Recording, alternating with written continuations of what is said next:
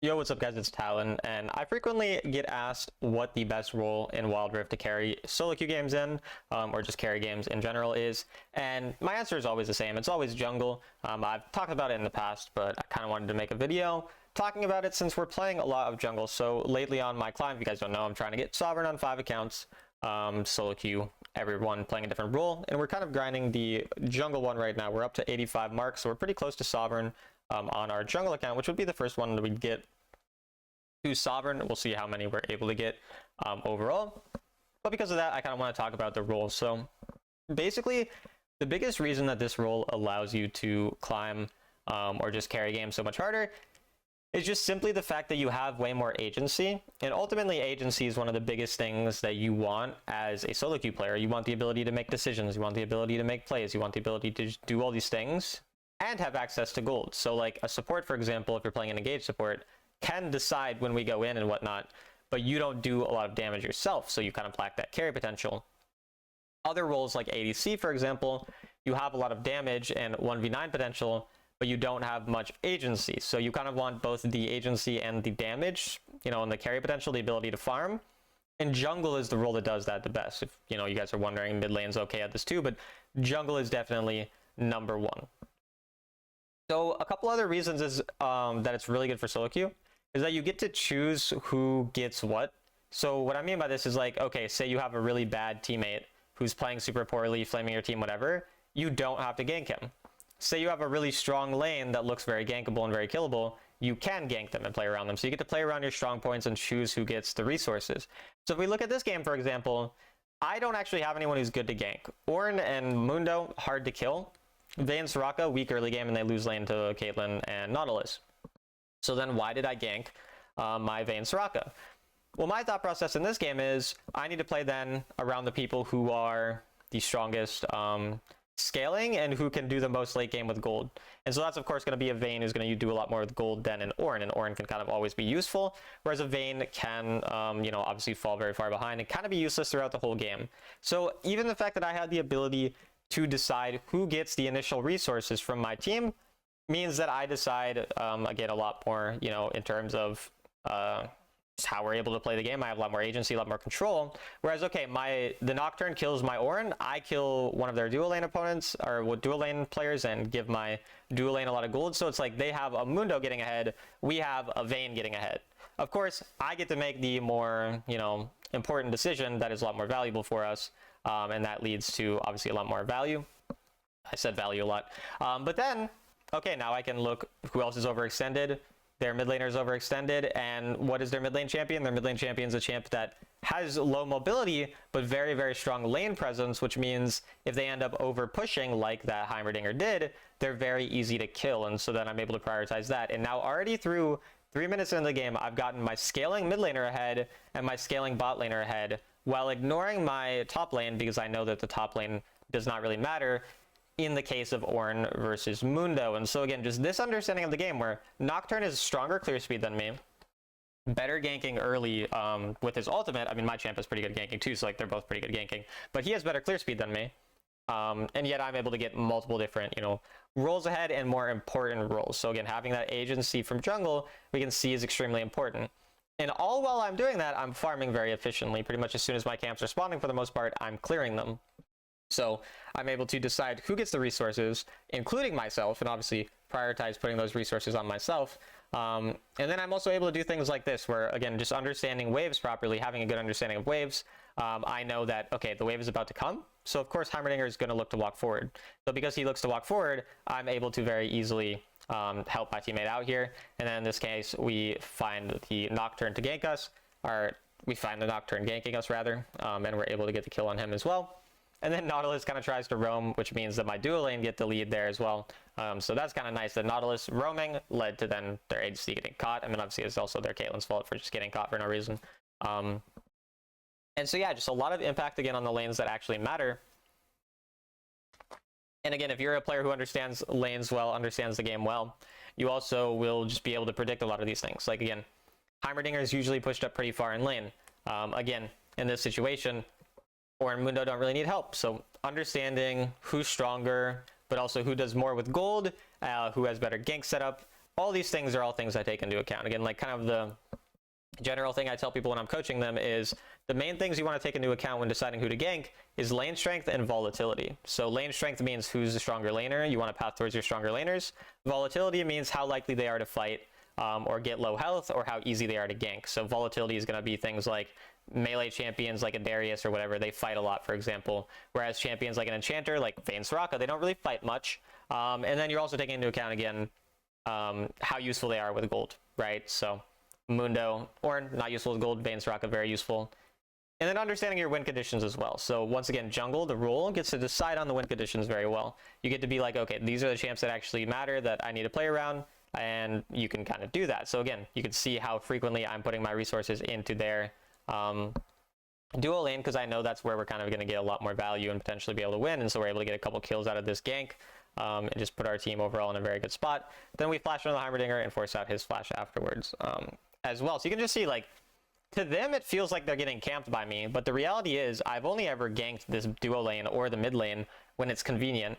Like, if you look at my camps, I only have 2 camps up, and yet I've gotten 7 kill participation, which means I've managed to clear all of my camps apart from 2 while getting 7 kill participation. So, like, the fact that I'm able to be this efficient and still impact lanes, and Warwick is a very good champion for this, of course, is very, very good.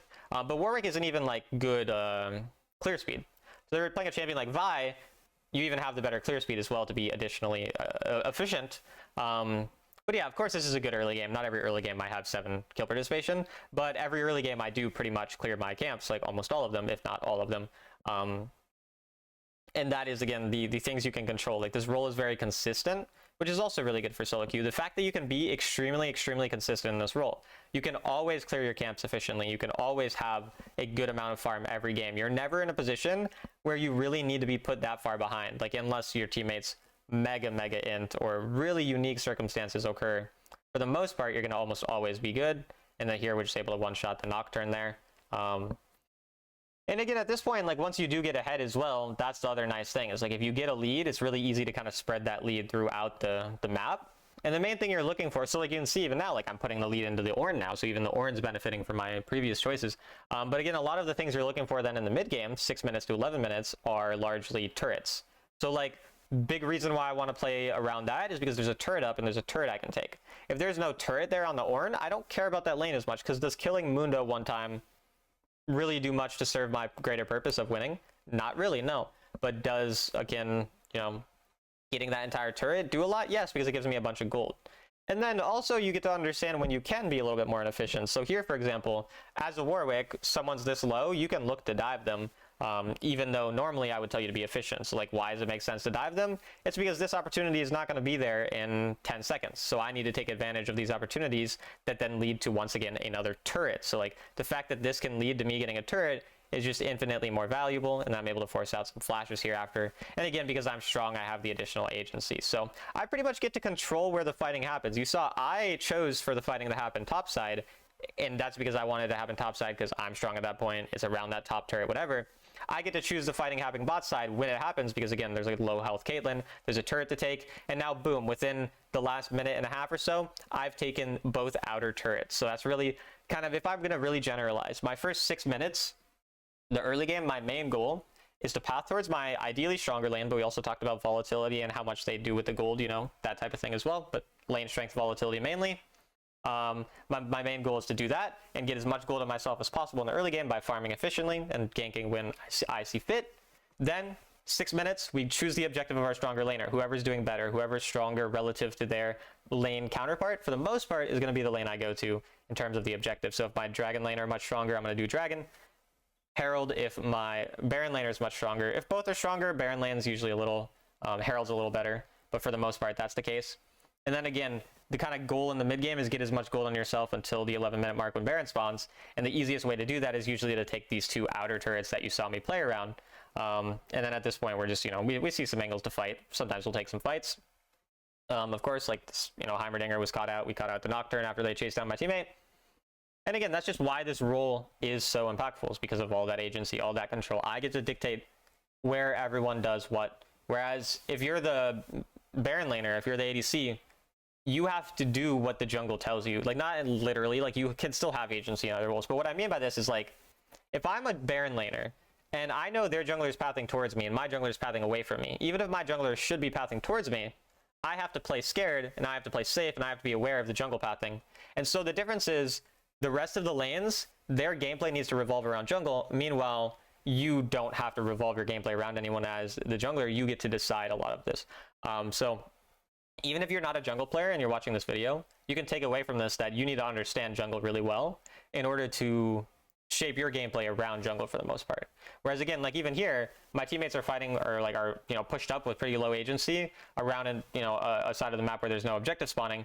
And when I'm not there, and they get caught for it, they get punished for it because they're not keeping track of where the enemy jungle could be, and their Nocturne finds free pick, and then it's kind of rough.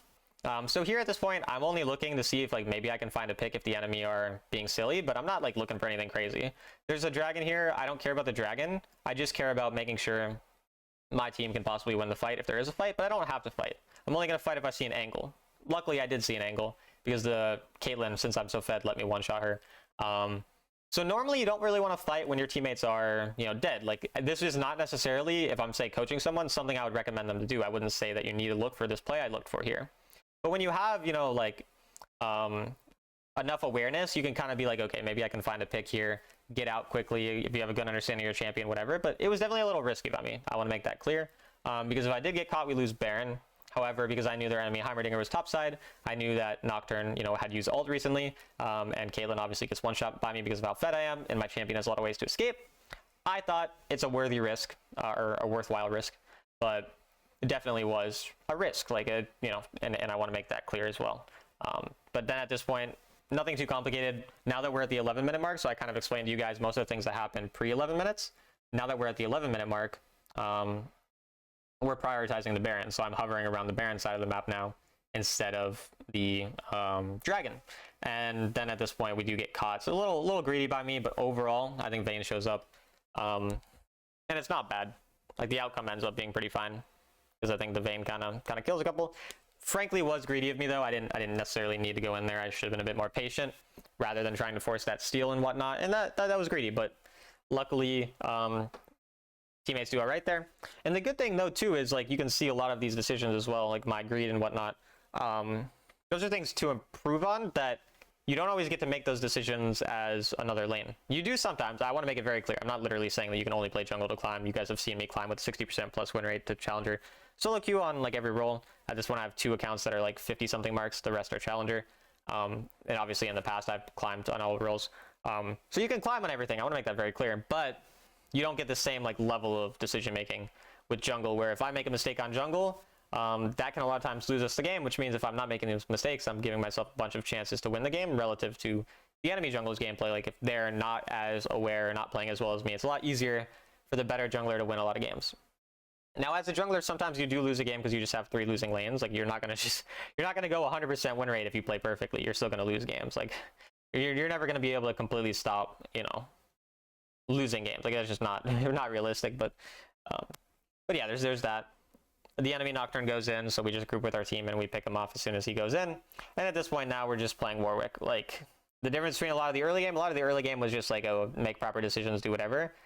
Now that I'm super fed here, it's just hover around the Baron and play well on Warwick. Like if I hover around the Baron and I mechanically play pretty well, we're gonna be good. So that's kind of the difference between later parts of the game and early game. A lot of the early game is more cerebral, a lot more decision making involved. Later on in the game, of course, decision making plays a factor, but largely I am just like, can I pick people and one-shot them? So like we end up one-shotting the Caitlyn, for example, there. She ends up dying to my red buff. And then we just, you know, we pick them off. And obviously since I'm fed, it's way easier to do this. And because I understand my champion quite well, and my champion is pretty broken, I'm able to kind of, you know, smurf on them pretty hard here. And then we end up flashing onto the Nocturne and killing him eventually. And then we get Baron off this, I believe, after the Heimerdinger dies. I think I chase down Heimerdinger in the end. Yeah, and we kill him there. Then we push a mid turret, we get Baron, and everything from here is pretty straightforward. You know, we end up just hovering around the dragon here, you can see. And so why do I ult onto the Nautilus here. Normally it's like, oh, you don't want to ult the tank as a Fed assassin. You know, why would I do this? So the reason I do this is largely due to the fact that I know when I go in, I can repulse them and then get out. And my champion is very much like, it's kind of an odd champion because it is a one-shot. In a lot of ways, you one-shot and work is a very weird champion compared to most. A lot of ways you one-shot people, but also you are very good at like poking because you have really good sustain. So if I go in and I'm able to get out, I can heal up back to full HP. Obviously they can't. And I have my third ability to make me insanely tanky. So if we like watch me go in here, I see him, I'm like, okay, I'm going to just try to pick off the tank right away. I can stun them to separate them, and then we're able to just get the one shot because of all the damage we do. My teammates are there to follow up, and then I have the escape with my Q. And then we're basically just hovering at this point, waiting for the Nocturne. And then you can see the champion's limits here. Just like watch this fight. Like watch my champion's limits. Like I'm able to heal, able to get out, and I'm able to get another kill there. So like my champion's limits are absolutely insane when I'm fed. Again, it's a greedy champion. Sometimes you do over greed. You have to understand the limits pretty well. One thing I learned when I was watching a Warwick player, when I was first learning the champion, was like just how aggressive you kind of need to be to understand the limits of this champion to really smurf. And sometimes you go too far and you throw the game. And that's just like kind of a balancing act that you have to find. Because this champion is very much about outplaying, about you know, living on low HP because he's stronger when he's low HP because he heals more. So you kind of have to be low HP. You have to be making some of these more risky plays, and you have to use your third ability really well to play around that damage reduction. But we were able to do that well in the fight, even with Ornn not initially there. Stalled for them, and we're able to end. So I just largely wanted to talk about the jungle role because I do get asked about it a lot, and you know, I want people to understand why it's strong, and so I hope this video kind of helped you guys understand why it's strong. But I also want to make it clear that you don't have to play jungle to win. You can climb on any role, as we've proven, and so that's also important. But yeah, hope you guys enjoyed this video, and I'll see you in the next one.